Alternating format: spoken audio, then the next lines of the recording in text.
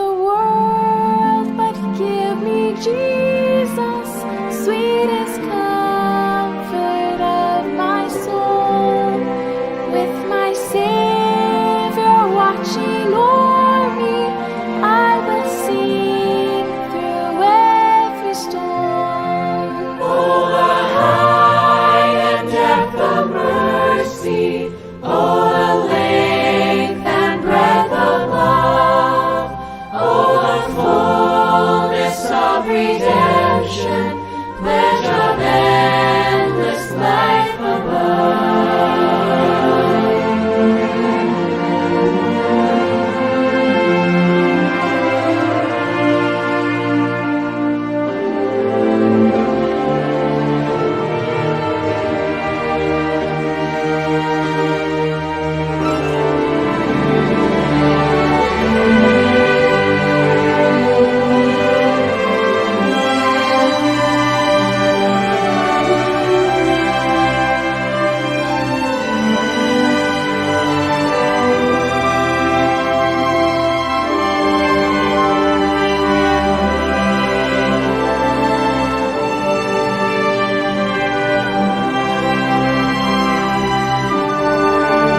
Take the world, but give me Jesus. In His cross my trust shall be, till with clearer, brighter vision, face to face my Lord I see. Oh, the height and depth of mercy, oh, the length and breadth of love,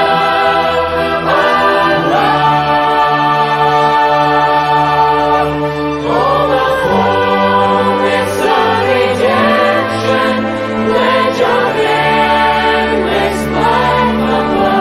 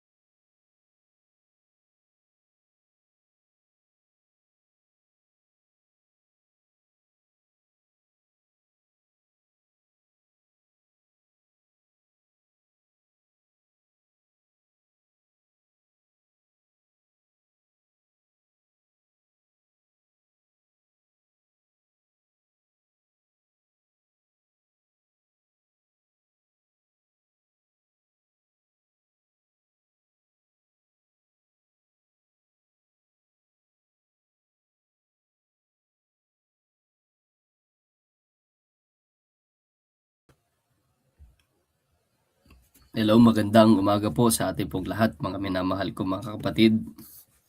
Ngayong umaga po ay purihin natin ang ating pong Panginoon sapagkat tayo ay binigyan muli ng pagkakataon na makapag-aral at magbulay-bulay ng salita po ng ating pong Panginoon. So magandang umaga po sa ating pong lahat, especially sa ating pong mga taga-subaybay ng Hope at Calvary. Nariyan po si Tita Imelda Tanyedo, magandang umaga po. Si Sister Vilma Bumatay, si Tita Eleanor De Leon Villanueva, maging si Ninang Lita Pasangkay. So ngayong umaga mga minamahal ko mga kapatid ay ipag-pray natin ang ating pag-aaral upang ating maunawaan, matutuhan.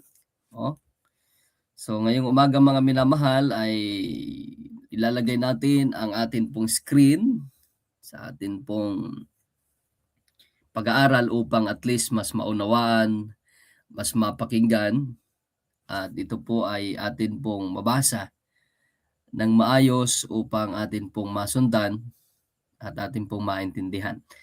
So mga minamahal ko mga kapatid, mamaya kung kayo po'y may tanong at kung kayo po ay meron pong nais idagdag, ay comment na lang sa ating comment section upang mabasa ng atin pong mga kapatiran na nakikinig. So good morning din po kay Tito Oji. Yan. Saan man naroroon ng atin pong mga tagapakinig, ay sila po ay atin pong batiin ng magandang umaga. At alam kong nariyan kayo upang pakinggan ang salita ng Panginoon na siyang makakatulong sa ating pong pananampalataya. So ngayong umaga mga minamahal ko mga kapatid, bago tayo magsimula sa atin pong pag-aaral, ay inaanyayahan ko na kayo ay yumuko din at tayo po'y manalangin mga kapatid. Let's pray. Abang banal po naming Diyos, purihin kayo, kayong Diyos na buhay. Samantalang kami po, Panginoon, ay makasalanan, patawarin niyo ho kami, O Diyos. Naman ang mga desisyong na amin pong ginawa na hindi po kaaya-aya sa inyong pong banal na harapan, ay patawarin niyo kami, Panginoon. Tulungan kami na maunawaan ang inyong pong kabutihan. Ngayong umaga, kami po ay mag-aaral ng inyong pong banal na salita. Linisin ang amin pong puso at sa pamamagitan ng banal na espiritu ay amin pong maunawaan ang nais niyo pong ipaunawa sa amin.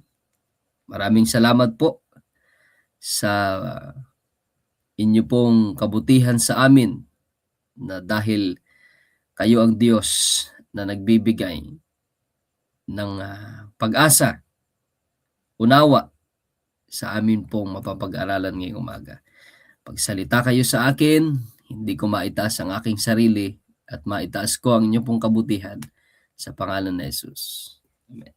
So ngayong umaga mga minamahal ko mga kapatid, atin pong pag-aaralan ang pag-aaral na kung saan may pinamagatang ang tunay na pinabanal ay nararamdamang hindi karapat-dapat. So ito po ay matatagpuan mga minamahal ko mga kapatid sa sulat po ni Ellen White na Reflecting Christ. Ito po ay nakabase doon sa Reflecting Christ chapter 77. Kung atin pong mapapansin mga minamahal ko mga kapatid, ang ating pong pamagat ay malalim.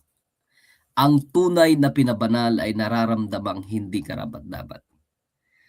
So sa ating buhay mga minamahal ko mga kapatid, alam naman natin, tanggapin man natin o hindi, ang tao po ay wala pong maipagmamalaki.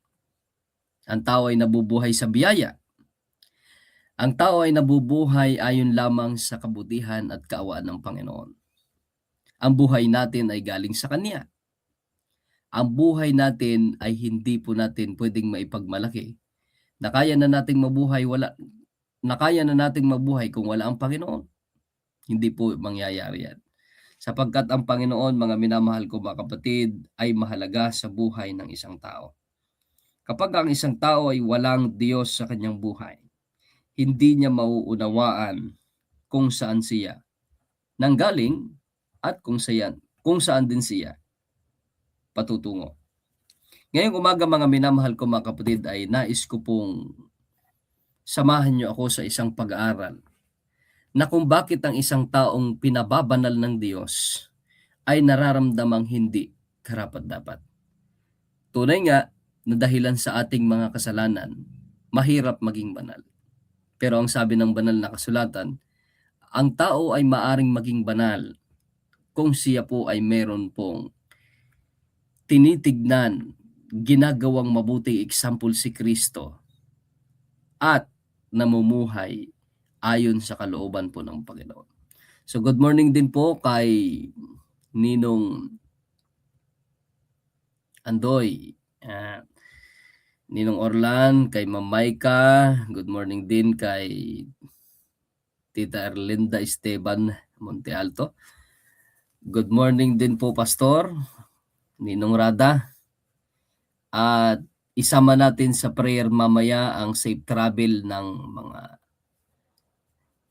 player ng Isjaa Tokalapan to join the Brisay Sport activities.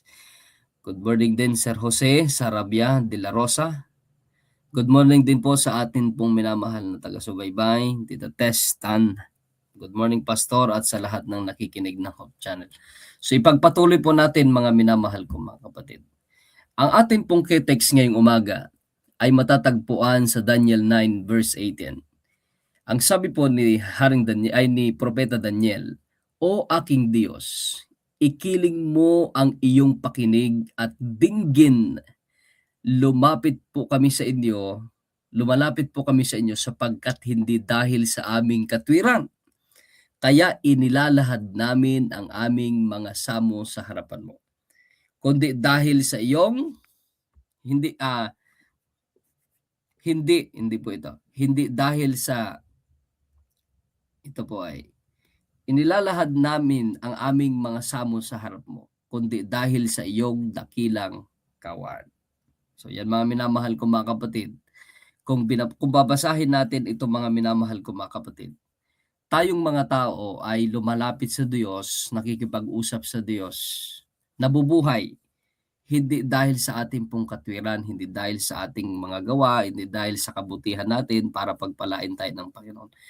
Kundi ang Diyos po, mga minamahal ko mga kapatid, ay inaanyayahan niya at patuloy niyang hinahayaang mabuhay ng masaya ang tao dahil sa kanyang pagmamahal at kaawaan. Yan po ay pinatunayan po ni Propeta Daniel.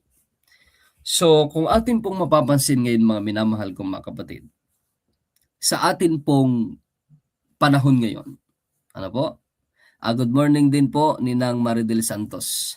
Sa ating pong panahon ngayon, mga minamahal, trending or uso na kapag ka ang isang tao ay may achievement, may narating sa buhay, may mga blessing na dumarating, hindi maiiwasan po yung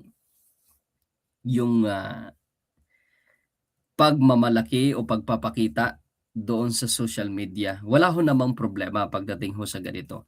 Maliban na lang kung hindi mo isasama ang Panginoon sa iyong achievement. At lahat po ng mga achievement natin, mga minamahal ko mga kapatid, yan po ay hindi mangyayari kung wala ang kabutihan ng Panginoon.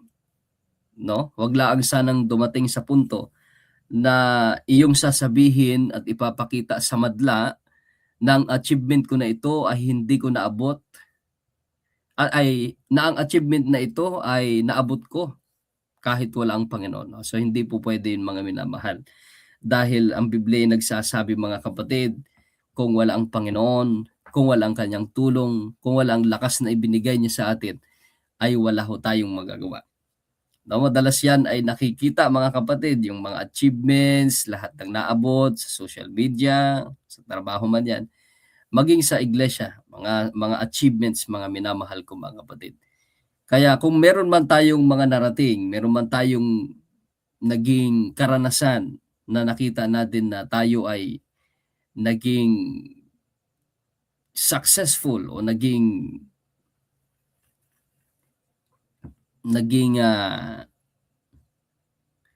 or na-promote man o anong mga bagay na achievement, ay ipakita natin sa madla o sa social media o anumang platform yan na dahil sa kabutihan ng Panginoon. Kasi ang tunay na tagasunod ni Kristo ay si Kristo ang nagiging sentro. Hindi po tayo, mga minamahal ko mga kapatid. Ngunit ayon po sa chapter 77 ng Reflecting Christ, ang tunay na pinababanal ay hindi nagmamalaki. So, ibig sabihin, mga minamahal ko mga kapatid, tatandaan ho natin na ang bawat isa, mga minamahal, ay namumuhay dapat ng may kabanalan. Although, hindi naman talaga totally na tayo po'y exactly banal na talaga. Wala hong banal na tao, mga minamahal. Dahil tayo po'y makasalanan. Ang indication po dito, mga minamahal ko mga kapatid, ng Biblia na sinabi ng Panginoon na pinababanal, tayo po'y magiging banal kung tayo po ay nabubuhay sa kalooban ng Panginoon, especially namumuhay sa karakter po ng ating pong Panginoon. At ipapractice natin ang pagiging banal dahilan sa tayo po ay ang ating destination o ang ating pong tahanan talaga ay ang langit. Para mag-enjoy tayo sa langit, maging masaya tayo, ay i-practice na natin po mga kapatid ang mamuhay ng may kabanalan dito sa mundong ibabaw. So magandang umaga rin po kay Tita Ruth Escalano. Good morning po and happy midweek. So yun nga mga kapatid, ang tunay na pinabanal ay hindi nagmamalaki. Pwede naman siguro tayong magmalaki, basta't ang ipagmalaki natin mga kapatid ay ang kabutihan ng Panginoon. Huwag sanang makita sa isang Kristiyano na ipinagmamalaki ang kanyang mga naabot o successful na hindi kasama ang Panginoon. No?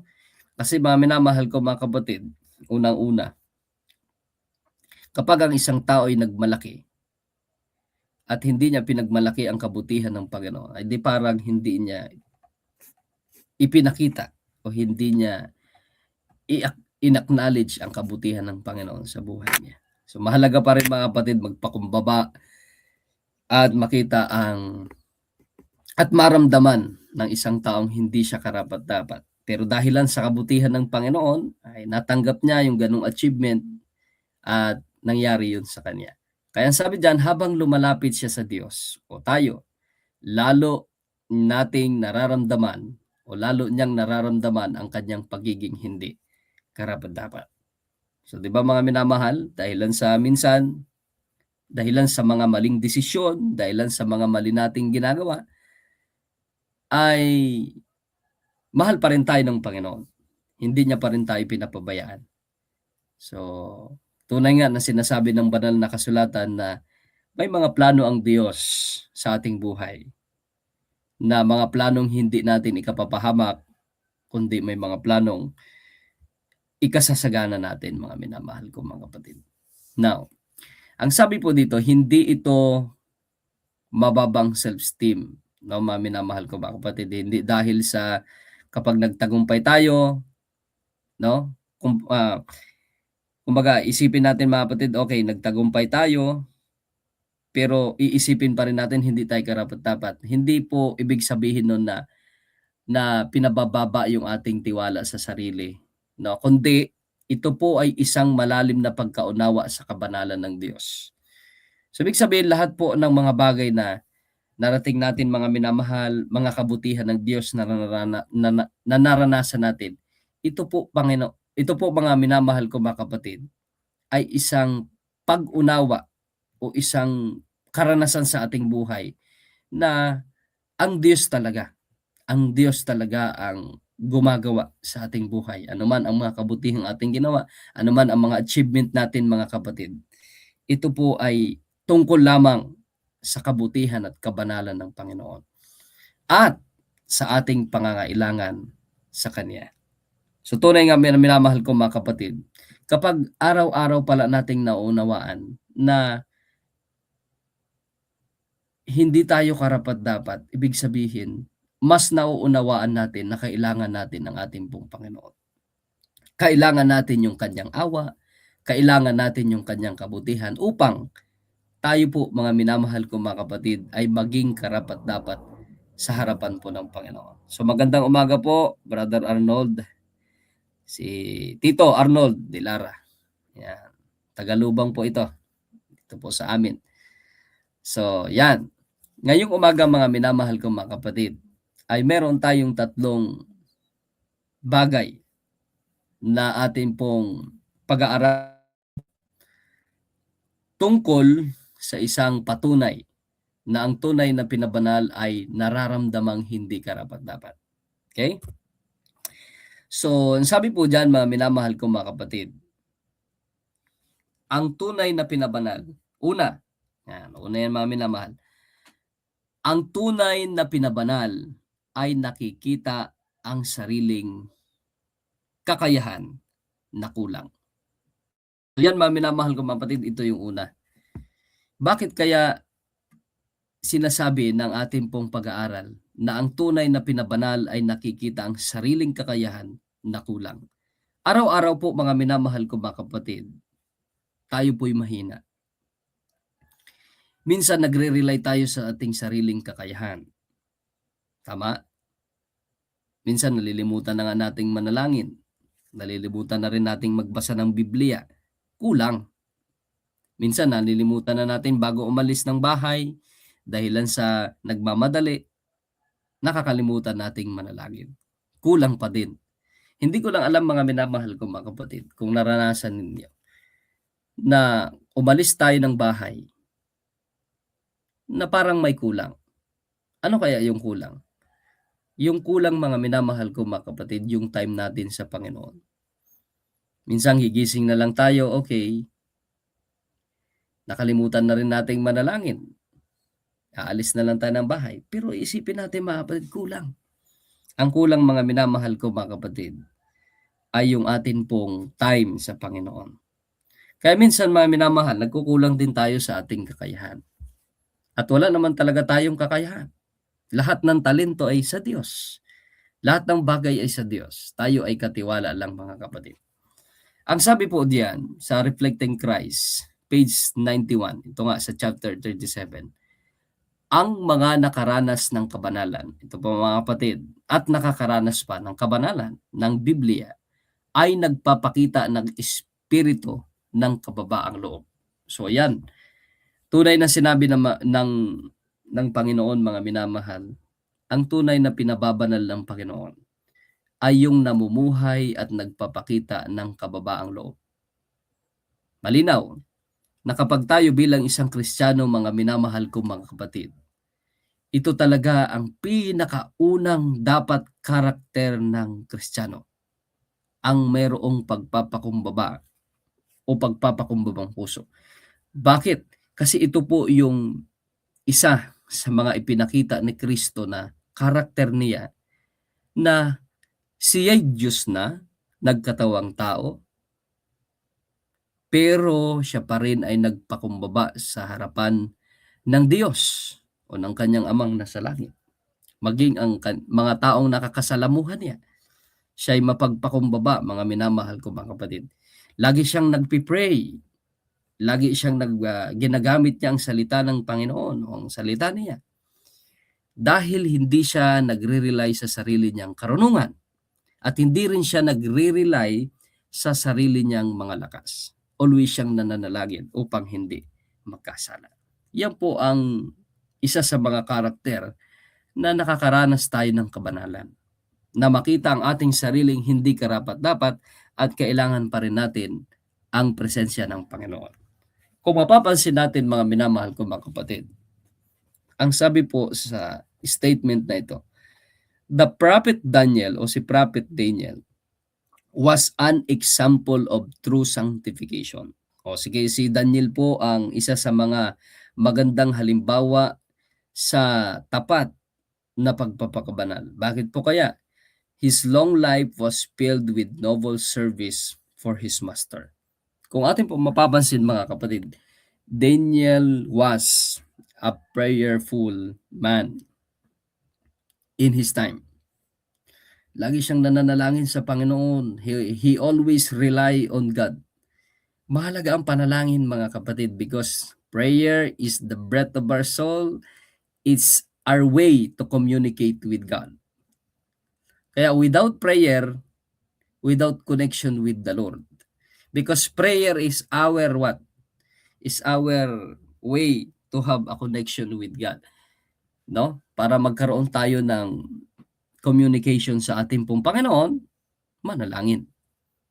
Because that's the thing that we can express our gratitude, supplication with God. So kung walang panalangin mga minamahal ko mga kapatid, hindi natin mauunawaan na tayo pala ay kailangan na natin ng Panginoon. So yan mga minamahal, si Prophet Daniel po mga minamahal is the great example of sanctification. Dahil gusto niya na lahat ng gagawin niya ay mayroon pong guide ng ating pong Panginoon. Ang sabi po dyan, si Daniel ay isang tapat na lingkod ng Diyos. At kung mababasa po natin sa Daniel 9, hindi niya ipinagmalaki ang kanyang katapatan. Tignan niyo mga minamahal ko mga kapatid. Si Prophet Daniel po ay isang tao. Matalino. Tinawag ng Panginoon dahil sa kanyang katapatan. Pero hindi niya po ipinagmalaki yon. Ang tao po mga minamahal ko mga kapatid ay nagiging tapat. Yan po ay dahil sa bunga ng banal na espiritu na gumawa sa isang tao. Kung wala ang banal na espiritu mga minamahal ko mga kapatid, hindi yan mamumuhay sa katapatan. Hindi mamumuhay sa pag-ibig. Dahil ang bunga ng banal na espiritu mga kapatid na gumagawa sa buhay ng isang tao ay namumuhay sa pag-ibig, katapatan, kasiyahan at marami pang iba. So dahilan yan sa gumawa ang banal na espiritu sa buhay ni Prophet Daniel ay hindi niya ipinagmalaki ang kanyang katapatan, kundi ipinagmalaki niya na ang Diyos ay gumawa sa kanyang buhay upang siya'y maging tapat sa kanya. Diba? Sabi po dito, hindi niya sinabi, Panginoon, sagutin mo ako dahil matuwid ako. So hindi po ito mga minamahal ang kanyang sinabi. Ganito din sa ating buhay mga kapatid. Ang Diyos ay dinidinig niya ang atin pong mga panalangin. Lahat ng panalangin dinidinig niya. No? Hindi pa nga natin hinihiling, alam niya na. Ang nakikita lang ng Diyos mga minamahal, hindi niya pinakikinggan ang isang tao dahil sa kanyang katayuan o anuman ang kanyang ginagawa sa kanya. Tatandaan po natin mga kapatid, ang Panginoon ay nakikinig hindi dahil sa tayo po'y tapat sa Kanya. Nakikinig siya dahil siya po ay tapat talaga sa atin. Ano man ang ating pong hilingin, Kanyang pinakikinggan. Tinitignan niya nga lang ang ating puso kung bang ang ating ipinapanalangin ay para sa atin. No, kaya minsan may mga panalangin tayo mga kapatid na hindi po ibinibigay ng Panginoon. Dahil tinitignan ng Diyos ang ating puso kung yung bang panalangin natin ay karapat-dapat sa atin.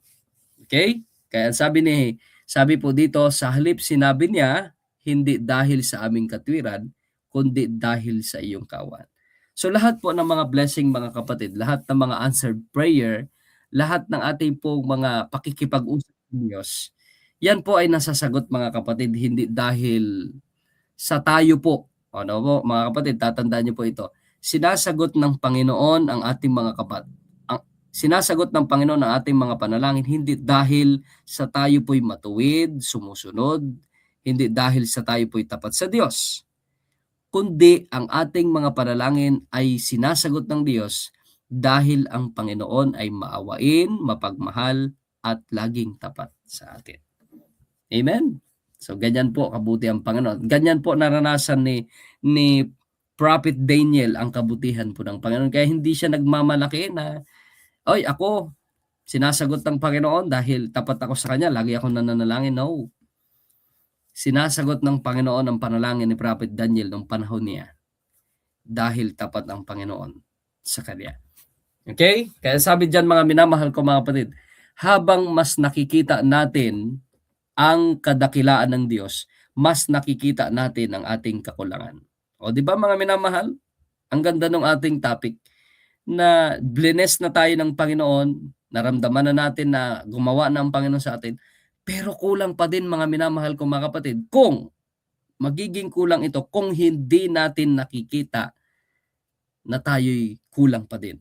So, ibig sabihin, namumuhay sa atin yung makasalanang likas, at nauunawaan natin na kung wala ang Diyos, walang kapatawaran.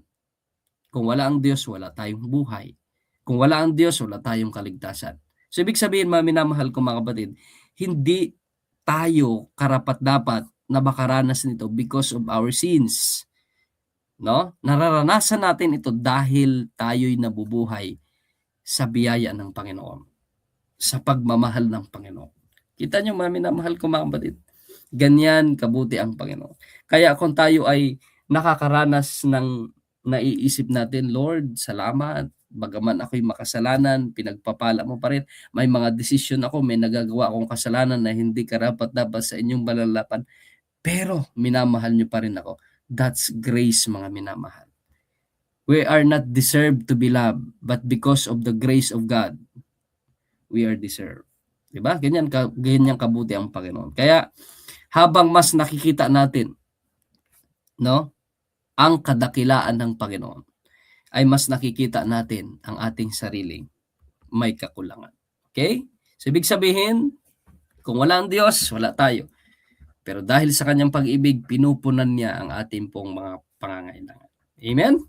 So tandaan, ang taong malayo sa Diyos ay madaling magmalaki sa sarili. O, tingnan nyo. Mapapansin nyo mga kapatid, kapag ang isang tao ay laging nagmamalaki sa kanyang sarili, sarili na lang, lagi ang kanyang iniisip, yan po yung taong malayo sa Diyos. No? Yung hindi niya kinikilala na ang Diyos ang gumawa sa kanyang buhay. So, tatandaan po yan mga kapatid. Pero, ang taong malapit sa Diyos, makinig kayo mabuti, pero ang taong malapit sa Diyos ay madaling magpakumbaba. Kaya mapapansin niyo mga kapatid, yung mga taong mapagpakumbaba, yung mga taong nire-recognize ang Panginoon sa mga achievements nila, yung mga taong nagbibigay ng acknowledgement sa ating pong Panginoon, sa mga bagay na natatanggap, yan po yung mga taong kumikilala sa Diyos na ang Diyos ang dakilang provider at ang dakilang gumawa sa kanila pong mga achievement. So, ginawa lang natin yung bahagi natin na sundin ang Panginoon, unahin ang Panginoon. That's why na makita natin na ang Diyos gumagawa sa atin pong buhay. So, pangalawa, mga minamahal kong mga kapatid. Ano nga yung una, mga minamahal kong mga kapatid? Ang una ay, ang tunay na pinabanal ay namumuhay na iniisip na tayo po ay kulang pa din o kulang tayo kung wala ang Panginoon. Okay? Pangalawa, ang tunay na pinabanal ay umaasa sa awa, hindi po sa gawa. Ito mga minamahal, bakit po kaya ito sinabi ng atin pong pag-aaral ngayon? Sa panalangin po ni Prophet Daniel, malinaw, ang pag-asa niya ay nasa habag ng Diyos. Kita nyo mga kapatid? Si Prophet Daniel po mga kapatid ay tapat na lingkod ng Diyos. Nasa kanya na ang lahat. No? Pero ang sabi niya, ang pag-asa niya ay nasa habag ng Diyos. So ibig sabihin, kinikilala po ni Prophet Daniel na mahina siya kapag wala ang Panginoon. No? Ito ang tanda ng tunay na kabanalan. Makinig ho tayong mabuti mga kapatid. Kapag tayo po ay nabubuhay na sa kabanalan. Una, hindi tayo nagtitiwala sa sariling record. Ano ibig sabihin nito mga kapatid? Ang tunay na nakakaranas ng kabanalan ay hindi nagtitiwala sa sariling record. Nakatapos ako ng ganito. May degree ako na ganito. Ang taas-taas ko. Nakapag-aral ako ng maraming kurso. No? Tapos ihahambing mo sa mga kasama mo, ay kayo nga, ganito, ganyan lang. Hindi po ganun mga kapatid. Kapag sinabi nating namumuhay tayo sa kabanalan, magpakumbaba pa rin tayo. Kasi ang tunay na may pinag-aralan ay yung may pagpapakumbaba at natuturuan.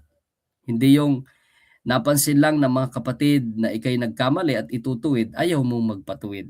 Hindi po ganun mga kapatid. Ang tunay na pinababanal ng Panginoon. Ang tunay na pinababanal ng Panginoon, araw-araw natututo. Araw-araw natuturuan. Kahit anumang degree ang naabot natin mga kapatid, tayo pa rin ay mababa sa harapan ng Panginoon. Yung mga naabot natin mga kapatid, wala po yan. Ang Diyos pa rin ang dakila po nating ang dakila po nating guide. Ang Diyos pa rin ang dakilang guro. Ang Diyos pa rin ang dakila po nating example at titignan. No? Ano pa? hindi tayo umaasa sa dami ng ministry. Mga minamahal ko mga kapatid, tatandaan po natin, lahat po ng ginagawa nating ministry, lahat ng mga ginagawa nating kabutihan sa iba, yan po mga kapatid ay isang way ng pagpapakita natin na tayo nagmamahal sa Diyos, hindi pagpapakita upang tayo maligtas. So baka ma-misinterpret po natin mga kapatid. Gumagawa tayo sa ministry, gumagawa tayo ng kabutihan sa iba dahil nagmamahal tayo sa kanila at nagmamahal tayo sa ating pong Panginoon. Kaya ang tunay na may kabanalan at nakakaranas ng kabanalan mga kapatid ay yung hindi tayo umaasa sa dami ng ministry natin mga kapatid. Dami ko ng ministry. Ganyan. So ikukumpara natin sa iba, yung iba hindi nagpapagamit. So hindi kayo maliligtas. So hindi po ganun mga minamahal ko mga kapatid. Kundi yan po ay nasusukat sa kung paano mong ginawa ng masaya ang lahat ng ministry na yan. So ang sabi po dito, hindi tayo nabibilang ng mabubuting gawa, kundi umaasa tayo sa biyaya ng Diyos araw-araw. So yan pa rin mga minamahal ko mga kapatid. Ano man ang maging sitwasyon ng ating buhay, ano man ang naging kapalaran o ano man ang nangyayari sa panahon natin ngayon na ating pong karanasan. Ang sabi po dito, hindi mahalagang maingay ang ating mga ginagawa upang maging banal. Ang mahalaga ay ginagawa ito ng may katapatan at galing sa ating puso. Totoo po ito. Sabi po ng atin pong kapatid, Sir Mark. Sabi diyan, kung kaya't kahit ang pinaka-ordinaryong mga gawain ay nagiging banal at doon natin natatagpuan ang tunay na kabanalan. Kaya hayaan nating buksan ni Kristo ang ating mga puso at manatili sa atin ang kanyang liwanag. So ito po yung mga minamahal, totoo po ito. So ano man ang atin pong ginagawa o ano man ang atin pong ministry na ginagalawan ngayon, ano man ang ating mga trabaho, mahalaga pa rin po mga kapatid na ginagawa ito ng buong puso at makita ang karakter ni Kristo. Salamat po, Sir Mark, sa iyo pong dagdag at naibahagi. So yan mga minamahal.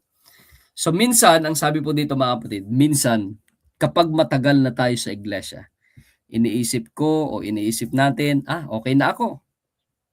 No? Pero ang tunay na pinabanal at nakakaranas ng kabanalan ay patuloy na nagsasabi, Panginoon, kailangan pa rin kita. So ito po yung mga minamahal ko mga kapatid, hindi porket matagal na tayo sa iglesia, okay na ako. Kaya ko na. Alam ko na lahat. Alam ko na yung mga doktrina, alam ko na yung lahat-lahat ng mga pinag-aaralan. No. Araw-araw pa rin dapat tayong natututo at araw-araw pa rin natin na isipin, Lord, kailangan pa rin kita. Gusto kong matuto pa rin sa iyo. No? Sapagkat yan po ang isa sa mga ugali ni Kristo, ugali ni Daniel, na araw-araw talagang ine-empty yung sarili upang tanggapin ang kalooban po ng Panginoon o kanyang mga aral. Okay? So, pangatlo, mga minamahal ko mga kapatid, ang tunay na pinabanal o nakakaranas ng kabanalan ay patuloy na lumalapit sa Diyos. Tignan nyo mga kapatid, bakit kaya? Kapag hindi na tayo lumalapit sa Diyos, so ibig sabihin, parang kaya na natin. Pag hindi na tayo lumalapit sa Diyos, wala na tayong pakialam, so parang hindi na natin siya kailangan. Pero ang tunay pala na nakakaranas ng kabanalan sa kanilang buhay ay yaong tuloy-tuloy na paglapit sa Diyos, may problema man, may pasasalamat man, o anumang sitwasyon mga kapatid, ay lumalapit pa rin sa Diyos. Yan po kasi mga minamahal ko mga kapatid, ang kauna-unahang pagpapakita na tayo nagpapakumbaba sa harapan ng Diyos at tayo'y mahina kapag wala ang Diyos. Ang sabi diyan, ang pagpapakumbaba ba ay hindi paglayo? Sabi diyan mga minamahal ko kapatid, ang pagpapakumbaba, tanggalin na natin yung ba, ay hindi paglayo. Ito po ay paglapit. Tatandaan po natin mga minamahal ko mga kapatid, pag tayo nagpakumbaba sa Diyos, hindi ibig sabihin yan na tayo'y nalalayo sa Diyos, kundi ito po ay isang way na pagkilala at paglapit sa ating pong Panginoon. Ang sabi diyan, kapag tunay ang ating sanctification o yung pagpapakabanal, hindi minamahal ang kasalanan. Siyempre, bilang isang tao ay talagang sinusubukan natin o ginagawa natin yung ating bahagi sa pamamagitan po ng banal na espiritu. Kapag ang isang tao ay namumuhay na may kabanalan, siyempre unang-una hindi na natin minamahal ang pagiging makasarili. Hindi na natin minamahal ang pagiging mapagmalaki. Hindi tayo ma-pride. Hindi tayo yung tipo na madaling masaktan kung tayo man ay itutuwid. Ano po? Dapat tayo nakikinig. At higit sa lahat mga kapatid, hindi natin minamahal kung anumang uri ng kasalanan. Yes, nasa likas na makasalanan tayo. Minsan, kahit anong gawin natin mga kapatid, nagkakasala pa rin tayo. Just, yan po ang mga minamahal ko mga kapatid ay ipanalangin natin na magawa natin yung pinaka-the best nating paglilingkod sa Panginoon. Ano man ang ating mga gagawin, dapat mag-glorify natin ating pong Panginoon. Ang sabi diyan, mas mabilis tayong humingi ng tawad. Kapag tayo po mga minamahal ay nakakaranas na ng kabanalan ng Panginoon, mas kapag tayo nagkasala, Panginoon, patawarin niyo kami. Patawarin niyo po ako. Nananalangin agad tayo. Madali tayong makonsensya sa harapan ng Panginoon. At higit sa lahat mga kapatid, hindi lang dapat tayo na bubuhay sa paghiling ng tawad sa Panginoon, kundi hilingin din natin na tayo po ay magpatawad din. Minsan kasi mga minamahal ko mga kapatid, kapag tayo nananalangin, puro na lang, Panginoon, patawarin niyo kami, patawarin niyo sila, patawarin niyo yung mga nanakit sa akin. Ay ikaw, tayo, marunong ba tayo magpatawad? Yan sabi ng banal na kasulatan mga kapatid, tayo'y magpatawad muna sa iba. Bago tayo patatawarin ng Panginoon, paano kung humingi tayo ng patawad sa Panginoon, tayo pa pala yung may kasalanan dun sa tao. Kaya mas maganda minamahal, bago tayo humiling sa Diyos, ay magpatawad muna tayo. Okay? Yan po ang mga taong namumuhay na sa mayroon pong kabanalan ng banal na Espiritu ng Diyos. Ano pa? Mas nagiging maunawain tayo sa iba. Okay? Hindi yung nagkamali lang ang ating kapwa, nagalit ka na agad, hindi mo tinanong bakit niya nagawa yon, no? Ginawa na agad natin siya ng mali, sinaktan na agad. So hindi po ganoon mga kapatid. Kapag tayo ay namumuhay ng may kabanalan sa harapan ng Diyos, mas nagiging maunawain tayo sa iba. At higit sa lahat, hindi na tayo nagiging mapanghusga, kundi nagiging mahabagin tayo. So sa halip na husgahan yung tao dahil sa kanyang pagkakamali, no? Ay hingin natin yung kanyang opinion bakit niya nagawa. At tayo'y makinig, no? Huwag nating husgahan yung tao anuman ang kanyang pagkakamali. Kundi maging mahabagin tayo, makinig tayo at magbigay tayo ng payo kung ano man ang pwedeng maitulong sa taong nakagawa ng mali. Okay? So minamahal ko mga kapatid, sa ating pong pag-aaral ngayon, we have 8 minutes to go upang atin pong maunawaan, in a conclusion mga minamahal ko mga kapatid, no? Ano nga yung tatlong patunay na ang tunay na pinabanal o nakakaranas ng kabanalan ay nararamdamang hindi karapat-dapat. Una, yan, ang tunay na nakakaranas ng may kabanalan ay nakikita ang sariling kakayahan na kulang. So, kung ating pong pinag-aralan kanina mga kapatid, tayo kahit gaano tayo katalino, ano man ang atin pong pinag-aralan, marami man tayong degree, marami man tayong mga naabot, mga minamahal ko mga kapatid, dapat isipin pa rin natin, kulang pa din. Kulang pa din. Ano kayang kulang mga minamahal ko mga kapatid? Kulang pa din kung wala tayong pagkilala sa Diyos. No? Ang taong totoong matalino ay ang taong kinikilala ang Diyos sa kanya pong buhay. Okay? Yan po mga minamahal ko mga kapatid. Huwag ho natin kakalimutan. Pangalawa, ang tunay na pinabanal ay umaasa sa awa ng Diyos, hindi sa gawa.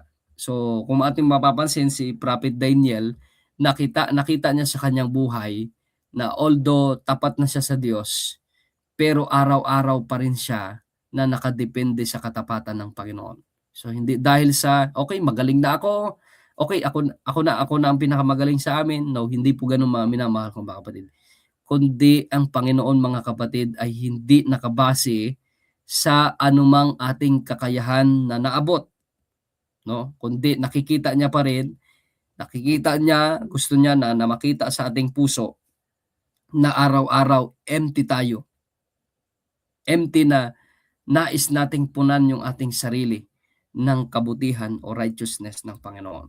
Kasi kung wala ang Diyos, nakabase lang tayo sa mga ginagawa natin, Panginoon, dahil tamat ako sa iyo, dahil nagmi-ministry ako, dahil ganito ako kabuti sa iyo, pagpalain mo ako. Hindi po ganoon, mga kapatid. Nagiging mabuti at pinagpapala tayo ng Diyos dahil mabuti siya sa atin, hindi siya nakabase sa mga ibinibigay natin, mga kapatid. Dahil ang pag-ibig ng Panginoon, mga kapatid, ay hindi po nakabase sa atin pong status. Tatandaan po natin, dahil ang Panginoon ay bumaba sa lupa, hindi para lang sa mga mabubuti, kundi mas, no?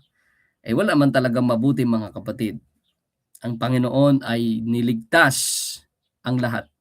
So walang mayaman, walang mahirap. Ang pagliligtas ng Panginoon ay para po sa lahat.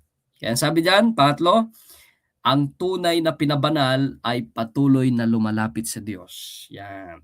Dapat continuous, mga kapatid, hindi lang lumalapit tayo sa Diyos dahil meron tayong hihilingin, no? Mali po 'yun, mga kapatid. Lumalapit tayo sa Diyos dahil gusto nating siyang pasalamatan, anuman ang ating karanasan, malungkot man, masaya man, purihin pa rin ang Panginoon. Sa kalungkutan, purihin ang Panginoon. Dahil kung walang kalungkutan at walang pagsubok, hindi tayo magiging matatag. No? Hindi lang dahil nagpapasalamat tayo, hindi lang dahil may hiling tayo, kundi araw-araw lumapit tayo sa Panginoon. Dahil yan ang kalooban ng Panginoon sa atin.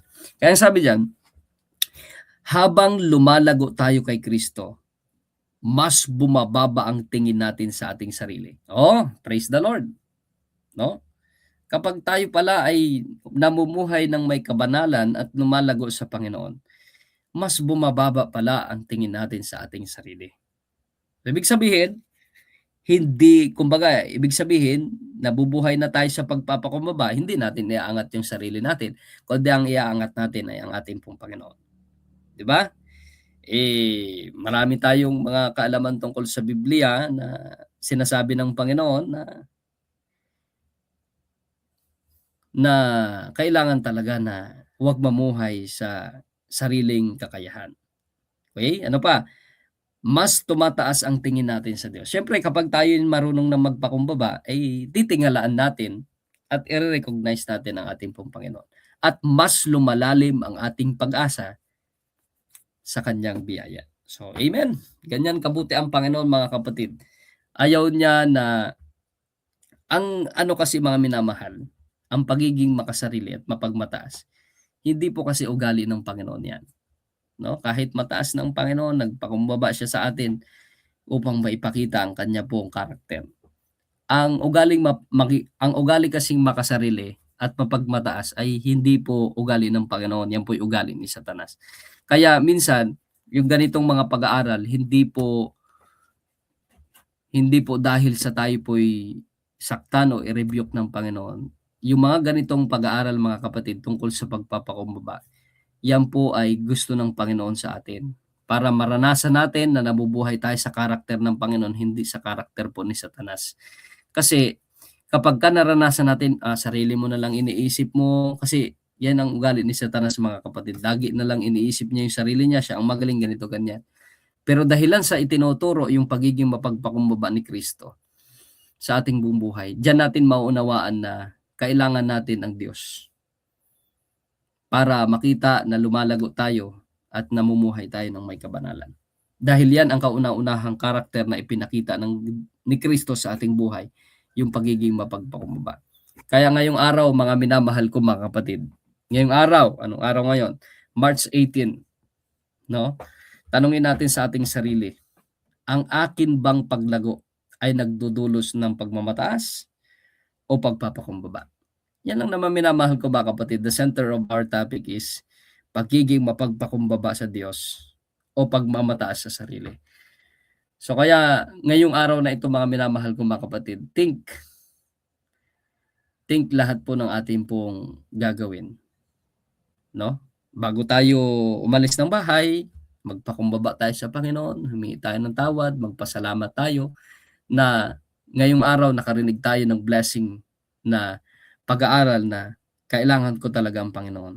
Kailangan ko magpakumbaba lagi sa Panginoon para hindi magkaroon ng ugaling pagiging mapagmataas sa akin pong o sa ating pong mga sarili. Kaya mga minamahal ko mga kapatid, hayaan nating tulungan tayo ng Diyos na maging tunay na pinabanal. Turuan tayong umasa sa kanyang kaawaan at hindi sa ating sariling katwiran. Kaya mga minamahal ko mga kapatid, ngayong umaga, ano man ang ating gawin, ano man ang maging sitwasyon natin ngayon hanggang sa future, mahirap man, marami mang pagsubok, lumapit tayo sa Diyos. Yun lang. Jesus is always the answer, mga minamahal ko mga kapatid. Kahit hirap na tayo, ang hirap ng pagsubok na pinagdaraanan natin, kailangan pa rin nating magkaroon ng mapagpakumbabang puso upang maunawaan natin na tayo po'y mahal ng Panginoon. So ngayong umaga, kung meron kayong mga nais ipanalangin at nais idagdag, ay pwede ho kayong maglagay sa comment section. So I will give you 5 minutes or 1 minute to say sino po ang nais nyo pong ipanalangin upang tayo manalangin ng mga kapatid. Okay?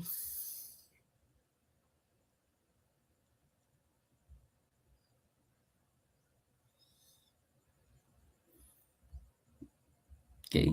Kung wala na minamahal ko mga kapatid, tayo po ay manalangin na. So tayo po ay manalangin. Let's pray. Amang banal po naming Diyos na makapangyarihan ka po sa lahat, maraming salamat ngayong umaga na hinayaan nyo kami na mag-aral ng inyong pong salita. Tulungan kami o Diyos na maunawaan itong patuloy, tanggapin sa aming buhay na walang-wala ho kaming may pagmamalaki sa aming sarili at wala ho kaming mga bagay na dapat ipagmataas sa aming sarili, kundi patuloy naming i-recognize na kami ay namumuhay sa inyo pong kaawaan. Namumuhay kami sa inyo pong pag-ibig at namumuhay kami sa inyo pong karunungan. Kaya naman o Diyos, tulungan kami na magkaroon ng mapagpakumbabang puso. Sa lahat ng bagay ay kilalanin kayo at kayo pasalamatan. Tulungan po ang aking mga kapatid na nakapakinig ng inyo pong salita. Ano man ang aming sitwasyon, pagsubok man, kasiyahan man, o anumang mga bagay, ay turuan kami na kayo pa rin ay i-glorify at kayo pa rin ay pasalamatan.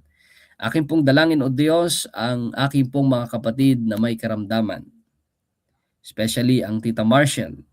Patuloy niyo siyang pagpalain o Diyos saan man siya naroon ngayon. Pagpalain niyo ang kanya pong pagpapagaling, gamitin ang mga doktor, mga gamot upang siya po'y mapagaling at manumbalik ang kanyang normal na kalagayan. Pagpalain din ang kanyang mga mahal sa buhay na nananalangin para sa kanya.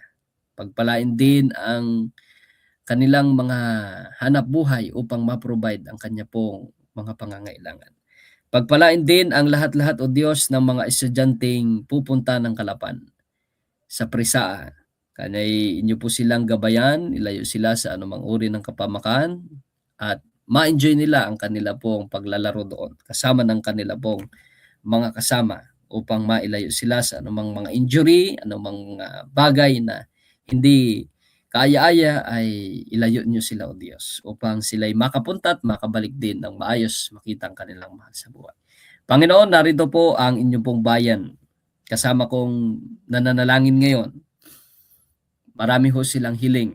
Marami ho silang ninanais. Hindi ko man maisa-isa ang kanila pong mga kahilingan. Subalit kayo po ang nakakabasa ng kanila pong puso. Kayo ang nakakabasa ng kanila pong mga kahilingan. Ako'y naniniwala na kayo ang Diyos na nagbibigay ng mga kalooban nyo para sa kanila. Maraming salamat ngayong umaga. Nawa ang buong maghapon na ito ay maging pagpapala sa amin at magawa po namin ang pinakadabis naming paglilingkod sa inyo ngayon at magpakailanman. Sa pangalan ni Jesus. Amen. Okay? Magandang umaga po sa ating pong lahat. Salamat po sa inyo pong pakikinig. God bless everyone.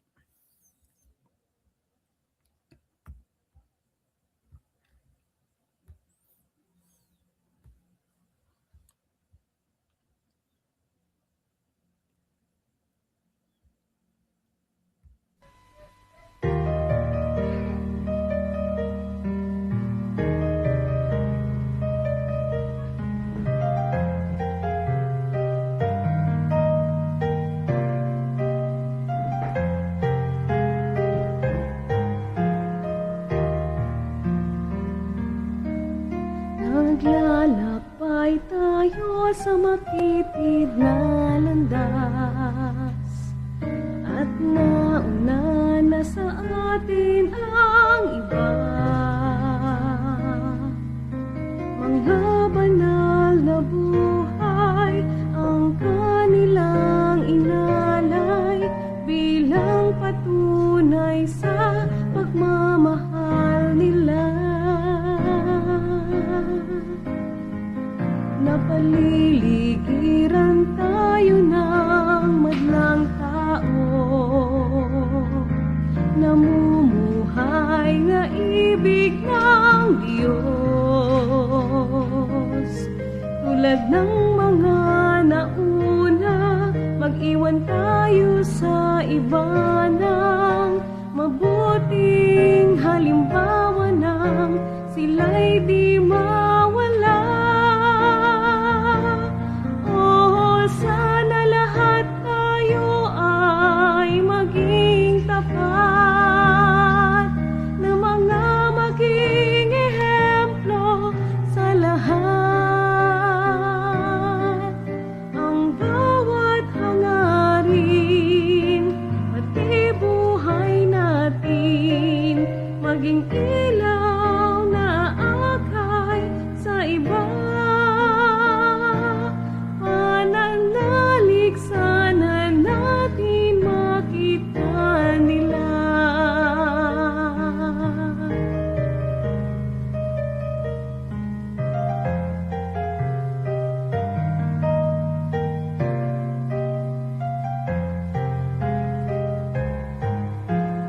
Pag natapos na ang buhay sa mundo at tinitingnan nila ang buhay mo, lahat nawa ng bagay, lahat din ng salaysay, maakay nawa sila sumunod ng lubusan. Sana lahat tayo ay maging tapat na mga maging ehemplo sa lahat. Ang bawat hangarin, pati buhay natin, maging ilaw na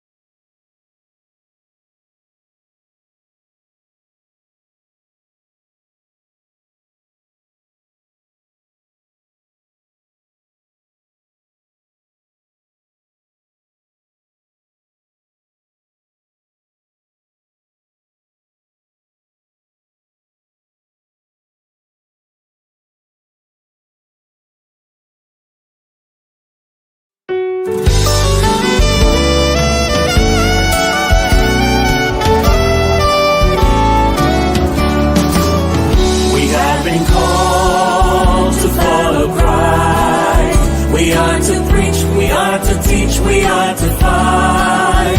So where you lead me, I will go. Touch my lips, by your strength I will go. I will go where you lead me, I will go. Where you lead me, who will go for us? I will go. I will go where you lead me, I will go. Where you lead me, here am I. Send me, Lord, I will go.